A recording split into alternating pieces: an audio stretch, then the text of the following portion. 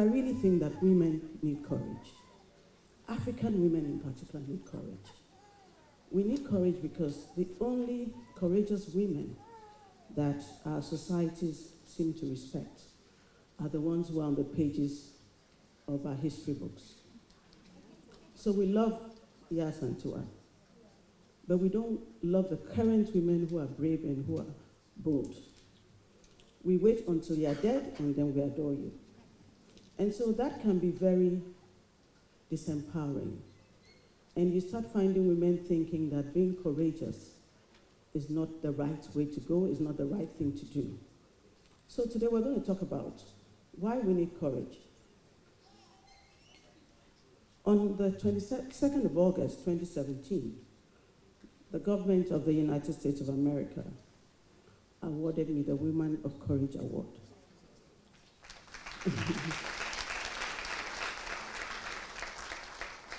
I went back to read the speech by the US ambassador on that evening. Let me just read a little extract from it. It said, before, during, and after the 2016 election, Charlotte faced a tremendous amount of scrutiny, under which many would have buckled. And not all the criticism was constructive or about the political process. She faced a number of personal, base, and inappropriate attacks. But regardless, she persisted. I found this, I kind of like this little bit because I think that it's not just Charlotte. Any woman who wants to do anything of significance is going to face a lot of criticism. Not all of it will be constructive. And you're going to face a number of personal based and extremely inappropriate attacks. But you have to find the strength to persist in spite of all that. And that's why women need courage. Ryan Holiday says that courage is the management of and the triumph over fear. So courage recognizes that fears exist, obstacles exist, but courage empowers you to rise above those fears and those obstacles. Today we're going to hear phenomenal stories of courage from these amazing women. Let their stories empower you. And trust me, you'll find that they all have their fears. I have my fears, you have yours. Perhaps maybe the fear of public speaking. It may be the fear of losing a job, losing a relationship, financial insufficiency, losing a loved one. It may be a relationship going south. Sometimes it's even positive. It may be the fear of starting something new, a new business, a new job, a new career, going back to school like Obobia did. Sometimes it's just a fear of standing alone. When you think that everybody thinks differently from what you think. Doing right when others are doing wrong requires courage.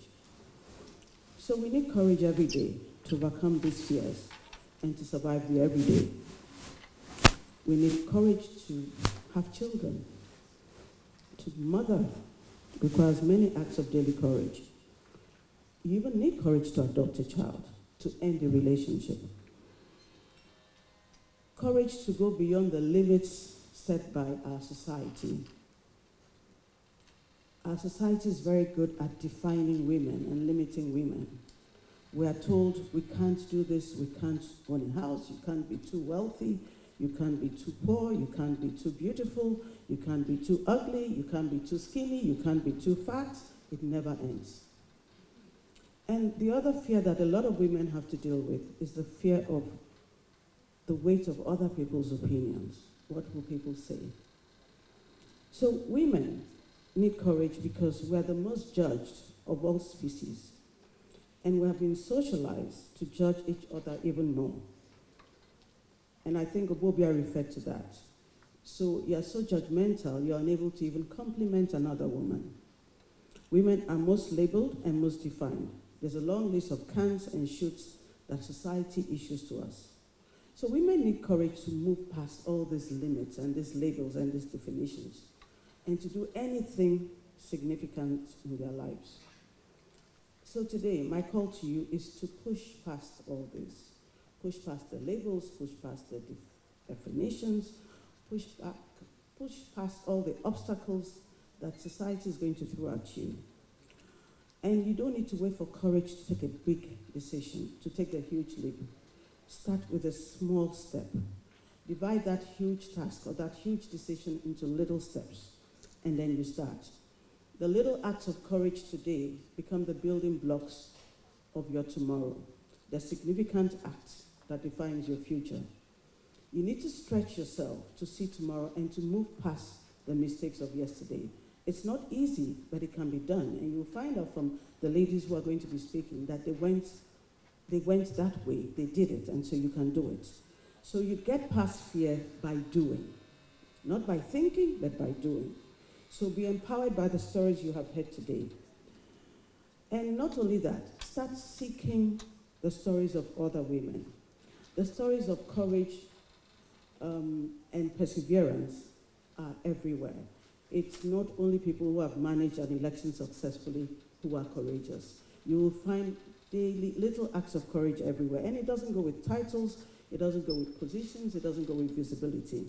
It is in the everyday. So the market woman who has to get up at 3 a.m. to go buy foodstuff to go and sell, she is being courageous every single day.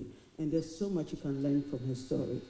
The woman who is selling wachi or roasted plantain in the corner, if you take a minute to ask her, what's your story, you'll find out that in that little corner, she's managed to raise 4 or 5 children and put them through university. There's a lot you can learn from a woman like that. That is courage. So everyone has a story or 2 or 3, and we can learn from all of them. And the more we learn, the more it empowers us to do. If we look at our society today, there are so many challenges. We have very high maternal mortality rates. We have young ladies who cannot even access education, either because of poverty or because of, sometimes it's just even period poverty. We have women who are sentenced to live in witches' camps because society has branded them as witches. We have a vaccine shortage going on. We have women who have there's a lot of financial inequality in our society. And women bear the brunt of all these challenges. No one is going to solve these problems except those of us who are in this room. We need to step up and take the responsibility to help other women to reach out and pull them up because they do not have the opportunities and the advantages that we have had. And to do that, we are all going to need courage. So the acts of courage is not just because of yourself, it is because of our society and the other women and girls that we owe a responsibility to. I will end with a famous poem by Erin Hansen. She says, "There is freedom waiting for you on the breezes of the sky. And you ask, what if I fall? Oh, but my darling, what if you fly? Take that step today and fly, and let's help each other."